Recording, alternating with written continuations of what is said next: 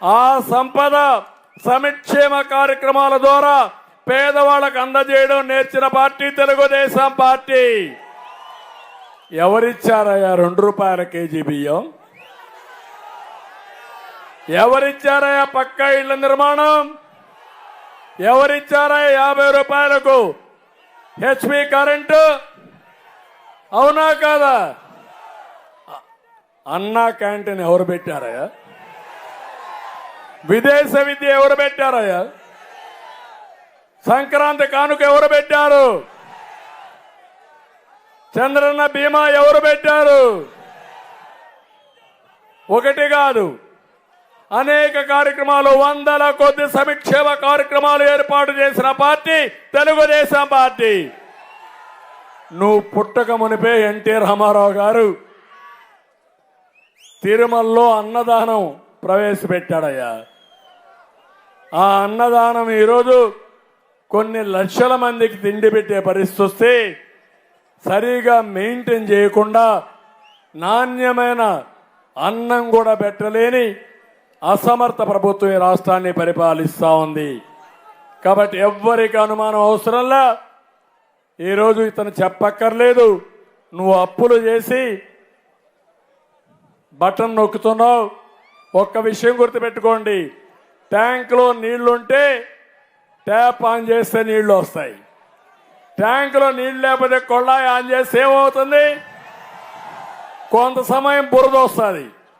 బురద వచ్చినాకేమవుతుంది? ఎండిపోతుంది. అంటే మీరు గుర్తుపెట్టుకోవాల్సింది, ఈ జగన్మోహన్ రెడ్డి పాలనలో కడుక్కోవడానికి కూడా అవునా కాదా? నేనేమన్నా అయితే చాలా దారుణం. నిన్న నేను చూశాను ఒక ఆర్టికల్, కర్నూలులో వారానికి ఒకరోజు స్నానం చేస్తున్నారు. నీళ్లు లేకుండా పెళ్లిళ్ళు మానేశారు. అదే ఇక్కడికి వస్తే విపిఆర్ ఫౌండేషన్ పెట్టి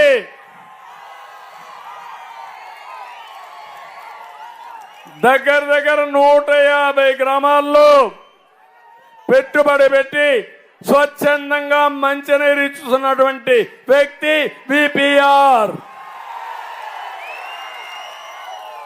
సంవత్సరం ₹2 కోట్ల ఖర్చు పెట్టి మెయింటైన్ చేస్తున్నాడు. ఒక వింగే పెట్టాడు విపిఆర్.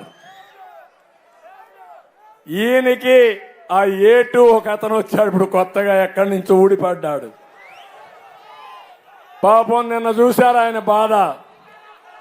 మైక్ పెట్టుకుని అనౌన్స్ చేస్తున్నారు, మీకు బిర్యానీ పెడుతున్నాం, క్వార్టర్ బాటిల్ ఉంది, ఇక్కడే ఉండండి.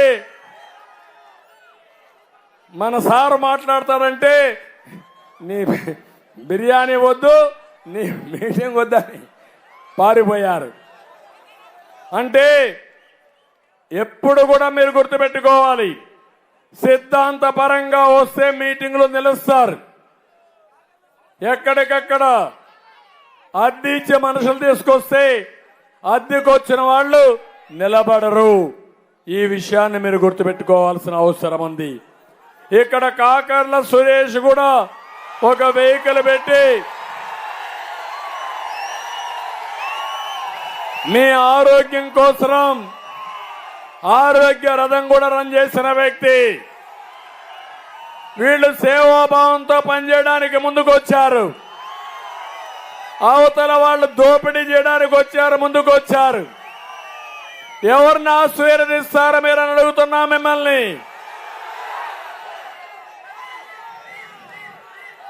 అందుకని నియోజకవర్గంలో ఫ్లోరైడ్ సమస్య తీవ్రంగా ఉంది.